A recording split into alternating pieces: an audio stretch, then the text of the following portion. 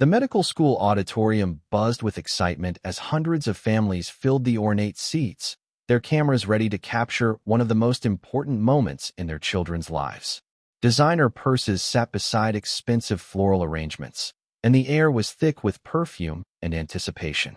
These were the families of future doctors, successful, accomplished people who had spent fortunes on their children's education and were here to celebrate their investments paying off.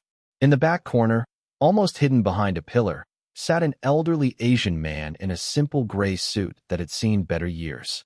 His hands, weathered and marked by decades of manual labor, rested quietly on his knees as he watched the ceremony unfold. Unlike the other families around him, he had no camera, no flowers, no group of relatives proudly claiming seats together. He was alone, practically invisible among the celebration. But he was exactly where he needed to be. As the dean began announcing the graduates, there was laughter, applause, even tears. One by one, proud families erupted in cheers as each name echoed through the grand hall. Some parents stood to wave, some cried openly. But the old man remained still, silently watching, his eyes fixed on the stage, not with envy, not with sadness, but with something deeper, something earned, something patient. And then it happened. The valedictorian, a young man with a steady voice and sharp presence, took the podium. At first, his speech followed the usual rhythms: gratitude, ambition, dreams for the future. But as he neared the end, he paused, looked directly toward the back of the room, and said, "I dedicate this degree to the man who taught me that healing doesn't begin with medicine, but with sacrifice. My father, Sergeant First Class David Park." The room fell silent again, but this time, only for a moment. What followed was not a polite round of applause. It was a standing ovation, one that began slowly and then swept through the hall like wildfire. Welcome to the Veteran Voices. Before we continue with this powerful story, tell us in the comments from which city in the world are you watching this video today. And if you think stories like this need to be heard, hit that subscribe button to support the channel. We're growing every day, and I sincerely thank you for being a part of it. The medical school graduation ceremony at Johns Hopkins was one of the most prestigious events in American healthcare. The class of 2024 represented some of the brightest minds in the country, future physicians who had survived 4 grueling years of education that had broken many others along the way. Their families had gathered from across the nation to witness this culmination of achievement, sacrifice, and dreams fulfilled. David Park had never imagined he would attend such an event. 25 years earlier, he had been a career soldier, serving his 3rd tour in South Korea as part of the ongoing American military presence. At 42, he was nearing retirement, looking forward to a quiet life somewhere warm where his old injuries wouldn't ache quite so much during the winter months. He had no family waiting for him back home. Never married, no children. His own parents had died years earlier. The Army had been his family, his purpose, his entire identity for over 2 decades. When his service ended, he would be alone in a way that many people never experience. But life had other plans for David Park. During his final months of service, David had volunteered at a local orphanage near his base outside Seoul. It wasn't unusual for American soldiers to spend their off-duty time helping with local community projects, and David found the work meaningful in a way that surprised him. The children, many of them abandoned or orphaned by various circumstances, responded to his quiet, patient demeanor. One child in particular caught his attention. A 7-year-old boy named Jin-ho, thin and serious beyond his years, who rarely spoke and seemed to carry the weight of the world on his small shoulders. The boy had been found wandering the streets of Seoul 3 years earlier, with no memory of his family or how he had ended up alone. He was intelligent, curious, and deeply wounded by experiences no child should endure. David began spending more and more time with Jin-ho, teaching him English, helping with his studies, and slowly earning the trust of a child who had learned not to depend on adults. There was something about the boy's quiet determination that reminded David of himself at that age, and he found himself looking forward to their time together more than anything else in his structured military life. When David's service ended, and it came time to return to the United States, he faced a choice that would define the rest of his life. He could walk away from Jin-ho, return to America alone, and begin the quiet retirement he had planned. Or he could do something that seemed impossible for a single, aging veteran with limited resources.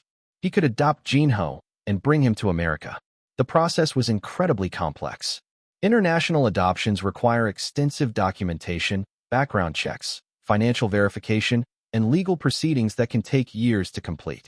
As a single man with modest savings and no permanent address in the United States, David was not the ideal candidate for adoption in the eyes of most agencies. But David Park had spent 22 years in the military learning that impossible missions just require more planning, more patience, and more determination than regular missions. He began the adoption process with the same methodical approach he had brought to every challenge in his military career. He used his entire retirement savings to hire lawyers and pay fees. He found steady work as a security guard in Baltimore, earning enough to prove financial stability while living in a tiny apartment that met the minimum requirements for housing an adopted child. He attended parenting classes, submitted to countless interviews, and waited through months of bureaucratic delays. 2 years later, Jinho Park stepped off a plane at Baltimore Washington International Airport, carrying a small suitcase and holding the hand of the man who would become his father. The boy who had been forgotten by the world was now the most important person in David Park's life. But the challenges were just beginning. Jinho, now calling himself Jimmy at David's suggestion, spoke limited English and was years behind his American peers academically. David, who had never raised a child and was now in his mid-40s, had to learn how to be a father while working full-time to support them both. Money was always tight. David's security guard salary barely covered rent, food, and basic necessities, let alone the tutoring and educational support Jimmy needed to catch up with his classmates. David worked extra shifts whenever possible, taking double shifts on weekends and holidays to earn overtime pay that went directly toward Jimmy's education. He never complained, never made Jimmy feel like a burden, never suggested that the sacrifice was too great. To David, this wasn't sacrifice, it was purpose. For the first time in his life, he was fighting for something more important than duty or country. He was fighting for his son's future. Jimmy proved to be remarkably intelligent once he mastered English and adapted to American educational systems. He excelled in mathematics and science, showing an aptitude for learning that amazed his teachers. But more importantly, he absorbed the values David demonstrated every day: hard work, persistence, humility, and the belief that your circumstances don't define your potential. As Jimmy progressed through school, his ambitions grew. He wanted to be a doctor, inspired partly by the pediatrician who had helped him adjust to life in America and partly by his desire to help other children who had experienced trauma and displacement. David supported this dream without hesitation, even though he knew the cost would be enormous. College was expensive, but medical school was financially devastating for a family with David's modest income. David took out loans, worked additional jobs, and quietly sacrificed every luxury in his life to make Jimmy's education possible. He wore the same clothes for years, drove a car held together with hope and determination, and lived in an apartment barely large enough for one person, let alone two. When Jimmy was accepted to Johns Hopkins School of Medicine, David cried for the first time since bringing his son home from Korea. Not from sadness, but from overwhelming pride and the knowledge that all the sacrifice had been worthwhile. But the financial pressure of medical school nearly broke them. David was now in his 60s, his body worn down by decades of military service and manual labor. The security guard job became harder each year, but he refused to reduce his hours or find easier work. Jimmy needed every dollar David could earn. Jimmy tried to help by taking out additional student loans and working part-time jobs when his studies allowed. But David wouldn't hear of anything that might interfere with his son's education. This was Jimmy's time to focus entirely on becoming the doctor he was meant to be. The isolation was the hardest part for David. While other parents of medical students formed support groups and social networks, David remained largely alone. His modest income and simple lifestyle made him feel out of place among the successful professionals whose children were Jimmy's classmates. He attended required events when necessary, but otherwise stayed in the background, not wanting to embarrass Jimmy or draw attention to their financial struggles. Jimmy invited David to everything: study group gatherings, student organization events, informal parties with classmates, but David usually declined, claiming he was too busy with work or too tired to socialize. The truth was more complex. He didn't want Jimmy's wealthy classmates to see his worn clothes, his calloused hands, or his simple way of speaking and judge his son based on his father's humble circumstances. So when the graduation ceremony arrived, David almost didn't attend. He knew he would be out of place among the successful families, knew he couldn't afford the kind of celebration dinner other families would host, knew his presence might make Jimmy uncomfortable. But Jimmy insisted. "Dad," he said, using the word that still made David's heart skip a beat after 17 years, "you have to be there. You're the reason I'm graduating. You're the reason any of this is possible." So David bought the best suit he could afford, still modest by the standards of the other families, but the nicest clothing he had owned in years, and took his place in the back corner of the auditorium, content to watch his son's triumph from the shadows. The veteran recognition ceremony had been particularly painful. David had served his country for over 2 decades, had sacrificed his own comfort and security to give a child a chance at life. But when his name was called, no one cheered. No family surrounded him with love and pride. He stood alone, was acknowledged briefly, and sat back down in silence. He wasn't bitter about it. He understood that his service, while meaningful to him, was ancient history to most people. He understood that his sacrifices for Jimmy were personal choices that shouldn't require public recognition. He was content to remain invisible as long as Jimmy could shine. The ceremony continued with the traditional speeches and presentations.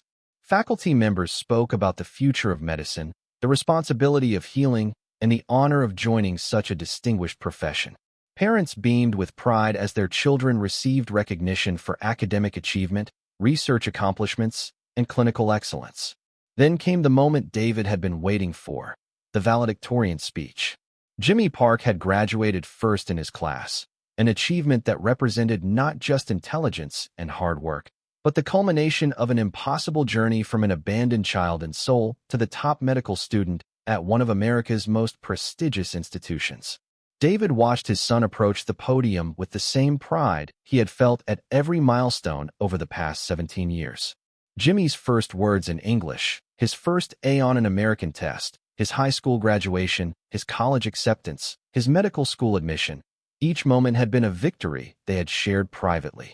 Jimmy began his speech with the traditional acknowledgments of faculty, fellow students, and the institution that had shaped their education. He spoke eloquently about the responsibility they were accepting as future physicians, the trust patients would place in their skills, and the privilege of dedicating their lives to healing. But as the speech progressed, David noticed something different in Jimmy's tone. There was an emotional undercurrent building, a personal element that wasn't typical of valedictorian addresses. "As we leave this institution and begin our careers as physicians," Jimmy continued, his voice growing stronger and more passionate, "we carry with us not just the knowledge we've gained, but the examples set by those who believed in us when we didn't believe in ourselves." David shifted uncomfortably in his seat. He recognized the direction Jimmy's speech was taking, and he wasn't sure he wanted this kind of attention. "We've all had teachers, mentors, and family members who supported our dreams," Jimmy went on. "But I want to talk about a different kind of support. I want to talk about the kind of love that requires no recognition, expects no credit, and asks for nothing in return." The auditorium was now completely silent, captivated by the unexpected turn in what had started as a traditional graduation speech. Jimmy paused, looking directly at the back corner where his father sat. Their eyes met across the crowded auditorium, and David felt his heart beginning to race.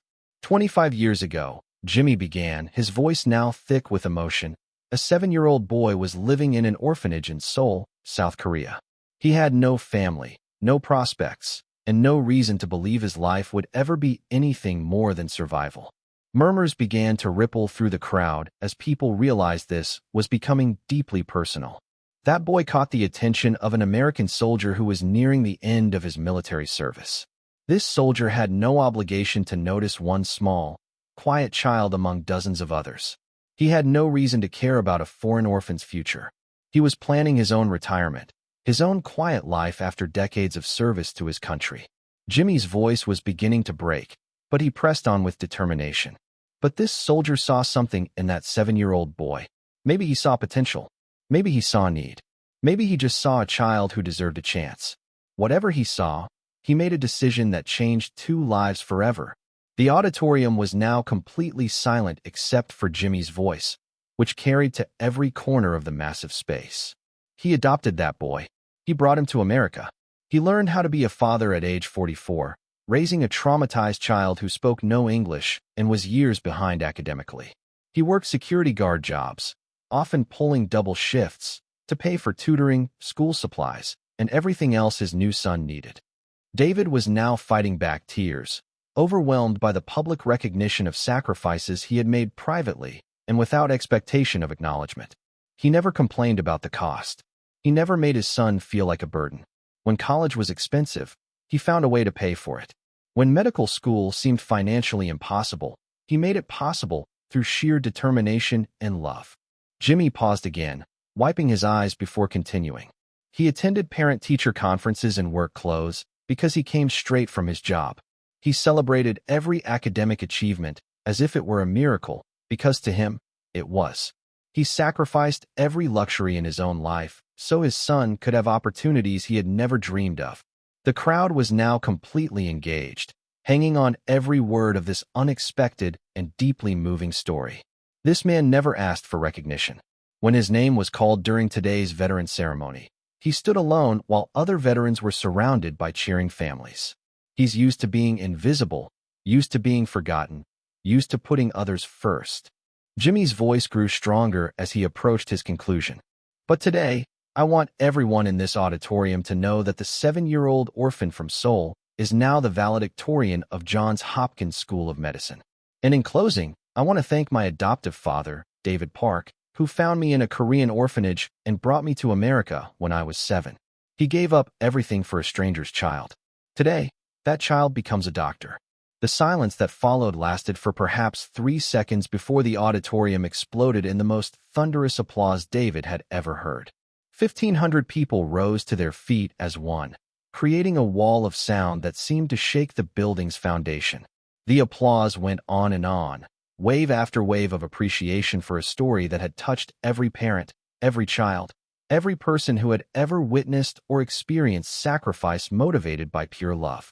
David remained seated, overwhelmed by the attention and emotion. He had spent 17 years trying to remain invisible, trying not to embarrass his son or draw attention to their humble circumstances. Now he was the center of attention for hundreds of successful, accomplished people who were applauding not his wealth or status, but his character and sacrifice. Jimmy left the podium and walked directly toward his father, ignoring protocol and tradition. The crowd parted as he made his way to the back corner, still applauding. Many people now crying openly at the power of what they had just witnessed. When Jimmy reached his father, David finally stood. They embraced in front of the entire assembly. Two men whose lives had been transformed by an act of love that had rippled outward to touch everyone in that room. "Thank you," Jimmy whispered in his father's ear, loud enough only for David to hear. "Thank you for seeing something in me when I couldn't see it in myself. Thank you for never giving up. Thank you for loving me when I was unlovable." David held his son tighter. This brilliant young doctor who would go on to save lives and heal suffering, who had justified every sacrifice and validated every difficult choice of the past 17 years. "I'm so proud of you," David whispered back. "Your mother would be so proud too." He was referring to Jimmy's birth mother, whom they had never found but often talked about, honoring her memory even as they built their own family. The applause continued for nearly 5 minutes. Other families approached them, introducing themselves, sharing their own stories of adoption, sacrifice, and love. The same people who had ignored David during the veteran recognition were now surrounding him with admiration and respect. But the moment that mattered most came later, after the ceremony ended and the crowds dispersed. David and Jimmy sat together in the empty auditorium, still processing what had just happened. "I never wanted recognition," David said quietly. "I just wanted you to succeed." "I know," Jimmy replied. "But sometimes the world needs to see what real heroism looks like. Sometimes people need to understand that the greatest achievements don't happen in isolation. They happen because someone cared enough to make them possible." They sat in comfortable silence for a while, looking at the stage where Jimmy had just been recognized as the top graduate of his medical school class. Tomorrow, he would begin his residency in pediatric surgery, specializing in helping children who had experienced trauma. His first patient would be a 7-year-old refugee, and David knew that his son would see in that child the same potential that David had seen in him so many years ago. What happens now? David asked, thinking about his own future. Jimmy's education was complete, his career was beginning, and for the first time in 17 years, David could think about his own needs and dreams. Now you get to be proud, Jimmy said. Now you get to tell people you're the father of Dr. James Park. Now you get to see what you built. David smiled, thinking about all the sacrifices that had led to this moment. The overtime shifts, the small apartment, the worn clothes, the social isolation, all of it had been worth it for this. And now, Jimmy added, pulling an envelope from his jacket pocket, you get to retire. David looked at the envelope with confusion. What's this? It's a check, Jimmy said simply. I got a signing bonus for my residency position, and I took out a loan against my future salary. It's enough for you to buy a house, take care of your medical needs, and live comfortably for the rest of your life. David's eyes filled with tears as he realized that his son was now taking care of him the same way he had taken care of his son for 17 years. I can't accept this, David said, though his voice lacked conviction. Yes, you can, Jimmy replied firmly. You gave me everything I needed to succeed. Now let me give you everything you need to enjoy the life you've earned. They left the auditorium together, walking into a future that looked completely different from the one either of them had imagined 17 years earlier. David Park, the forgotten veteran who had stood alone during the recognition ceremony, was now known to hundreds of people as the father who had made a miracle possible. And Jimmy Park, the abandoned orphan who had once believed he would never matter to anyone, was now Dr. James Park, ready to spend his career helping other forgotten children find their own miracles. The story that began with an act of love in a Korean orphanage had ended with recognition in a Baltimore auditorium. But the real story, the story of how love transforms lives, would continue for generations as Jimmy carried forward the values David had taught him.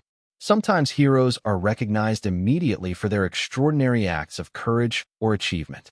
But sometimes heroes spend decades working quietly in the background, making other people's dreams possible through patient, persistent love that expects no recognition and asks for no reward. David Park was that kind of hero. And on the day his son became a doctor, the world finally saw what Jimmy had known all along, that some miracles happen not through dramatic gestures, but through the daily choice to love someone enough to sacrifice everything for their future.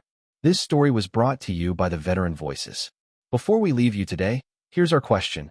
Have you ever known someone who never asked for recognition but deserved more than anyone else? Someone whose quiet sacrifices made your dreams possible, whose love changed the entire trajectory of your life.